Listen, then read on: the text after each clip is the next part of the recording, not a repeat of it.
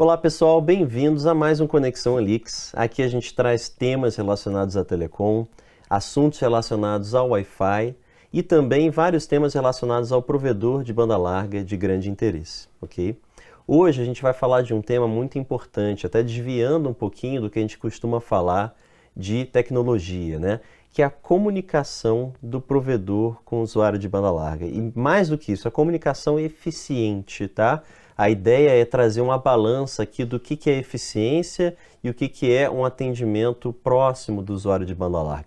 E claro, para isso eu não vou falar sozinho, eu vou trazer aqui dois convidados especiais. O primeiro deles é o Osvaldo Neto. Tudo bom, Neto? Tudo bem, prazer, gente. Obrigado por estar aqui presente. E Neto é o nosso gerente comercial aqui na Alix, ele que está em extenso contato e próximo contato com vários provedores aí do Brasil afora.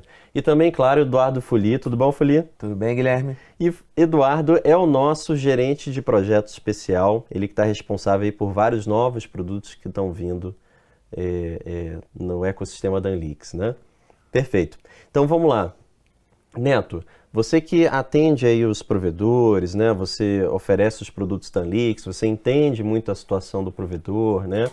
Você sabe que o provedor lida ali, o grande diferencial, né, do pequeno provedor é o relacionamento dele com o cliente muitas vezes, né? O que você vê isso como vantagem, como aproximação? O que essa proximidade traz?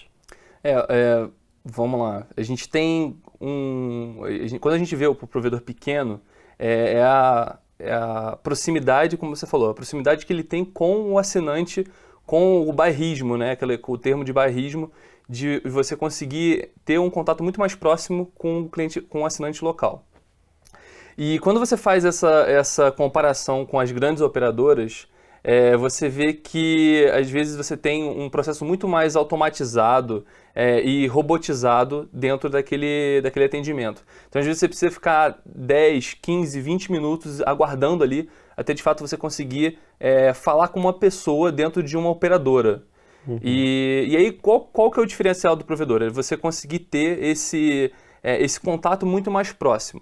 Só que aí, o que acontece? É muito dinâmico, né? O seu provedor começa a crescer, passa de 1.000 para 5, de 5 para 10, de 10 para 20 mil assinantes, e não dá para você crescer na mesma proporção ali, seu N1. Senão você fica com uma operação extremamente onerosa ali para conseguir comportar toda essa base de assinantes que você tem. Uhum. Então, de um lado você tem a proximidade com o cliente, e você começa a crescer, você começa a ter essa folha de N1 muito grande, e do outro lado você tem ali a operadora que tem os processos extremamente automatizados e robotizados.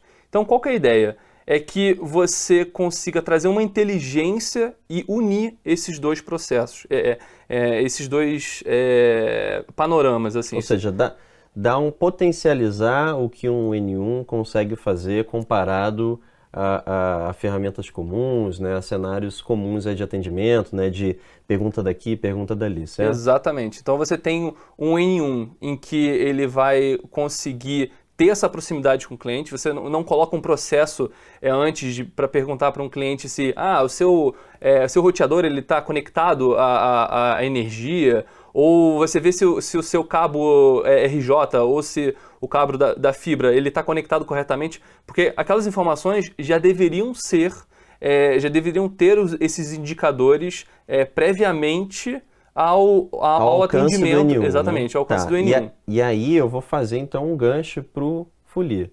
Fuli, falando dessa parte de automação, né, de informação, primeiro, o que você vê que os provedores têm usado aí para tentar automatizar e muito provavelmente reduzir o custo com o N1, né, mas que perdem, e aonde que vem essa virada de chave? Onde você consegue ver a virada de chave? Então, Guilherme, como o Neto já falou aí pra gente, né, existe a necessidade de se ter um balanceamento disso tudo para conseguir um diferencial com o cliente, né?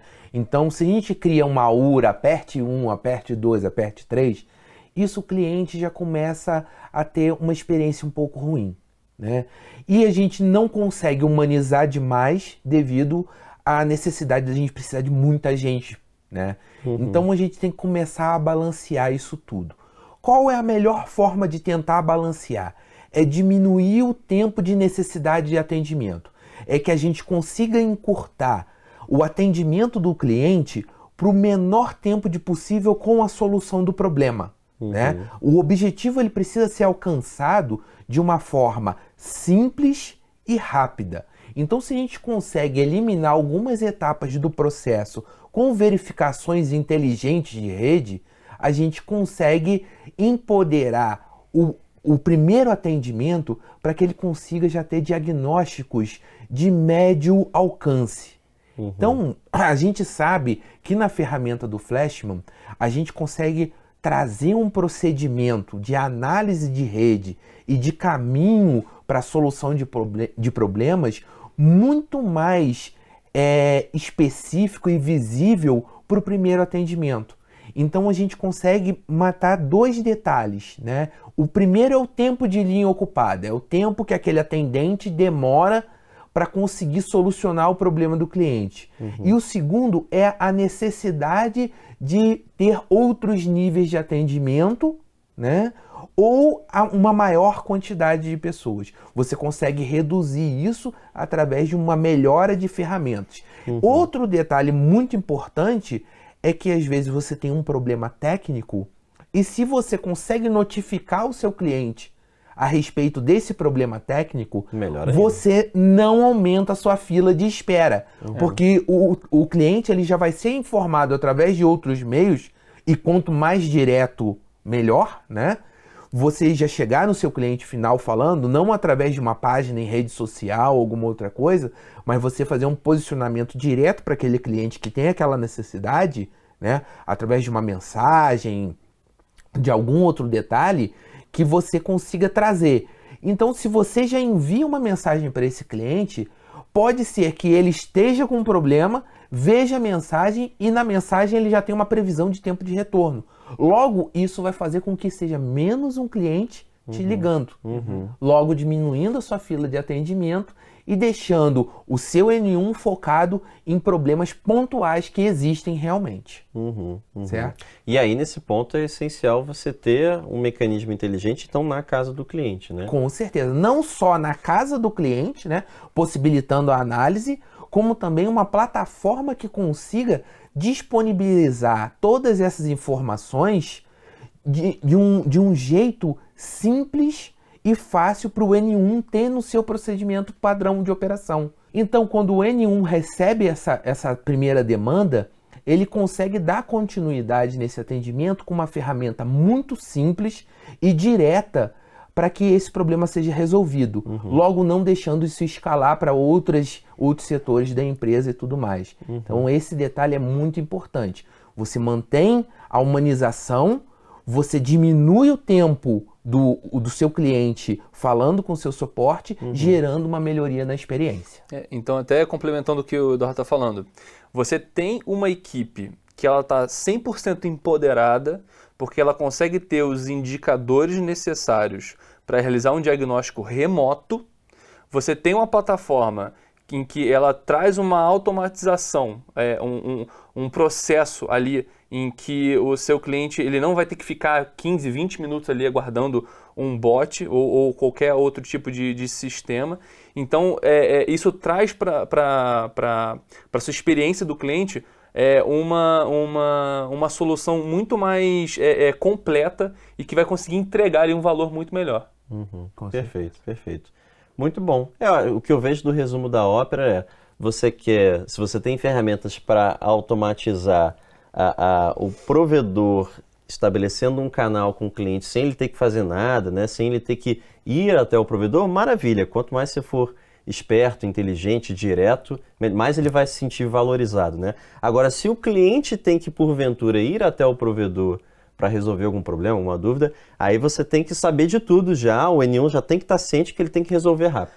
Até um exemplo que normalmente eu costumo fazer nas apresentações é que, falando um pouco dos indicadores, né? Às vezes você, dentro da casa do cliente, como vocês comentaram até num vídeo anterior, hoje em dia tá na moda o IoT. onde você tem uma máquina de lavar, às vezes você tem várias TVs dentro da sua casa que estão conectadas naquele roteador. E às vezes o cliente ele não precisa ter um know-how de conseguir, de ter que saber que a minha TV está muito distante do meu roteador. E aí ele liga pro provedor falando assim, olha, eu não consigo acessar a minha Netflix aqui, tá horrível, não carrega. E ele não precisa saber que está muito longe. Isso quem tem que saber é o provedor. O provedor, o N1, na verdade não é nem o provedor, né? É o N1 que está ali conversando, está se comunicando com o cliente, que precisa ter essa informação de que o dispositivo que ele está acessando, ele está muito distante. E aí ele poder, de alguma forma, solucionar essa distância ou qualquer outro tema que seja relacionado a esse equipamento que está conectado. Às vezes, nem solucionar em si ele vai conseguir, né? Mas ele vai conseguir indicar a aquisição de uma rede mesh, né? Ele vai conseguir orientar. Isso é um SVA, né? Ele vai o próprio provedor pode oferecer isso e melhorar o ticket médio ali dele. Sim. Ele vai conseguir orientar sobre uma passagem de cabo ou, se for o caso TV, fica um pouquinho mais complicado. Mas fazer um reposicionamento do equipamento. Então, é um diferencial de atendimento isso daí. O seu primeiro contato já conseguir fazer esse tipo de análise e colocar todas essas funções, né? Chegar para o cliente e falar, não, eles fizeram uma análise aqui e mostraram para mim que a TV não está num bom posicionamento. Vou verificar uma rede mesh, né? Vou verificar um outro posicionamento do meu equipamento temporário para poder resolver isso daí. Muito bom. E melhor ainda é que você não precisa enviar um técnico à casa do cliente para você poder fazer esse diagnóstico. Não, peraí, não dá spoiler do outro vídeo. Se você não viu o vídeo do app de técnicos, veja, que aí a gente vai levantar esses temas específicos, né, de facilitar a primeira instalação, do diagnóstico ali, você precisa dar uma olhadinha também nesse vídeo, tá? Bem importante. Então, pessoal, eu vou encerrar aqui, tá? Obrigado, Neto, obrigado aí pela presença especial. Fuli, novamente, obrigado aí, viu? Obrigado. E para você também que está nos assistindo, dá um like aí no vídeo, se você gostou, claro, né? Segue o nosso canal, tem bastante vídeo interessante. E é isso aí, até a próxima. Grande abraço.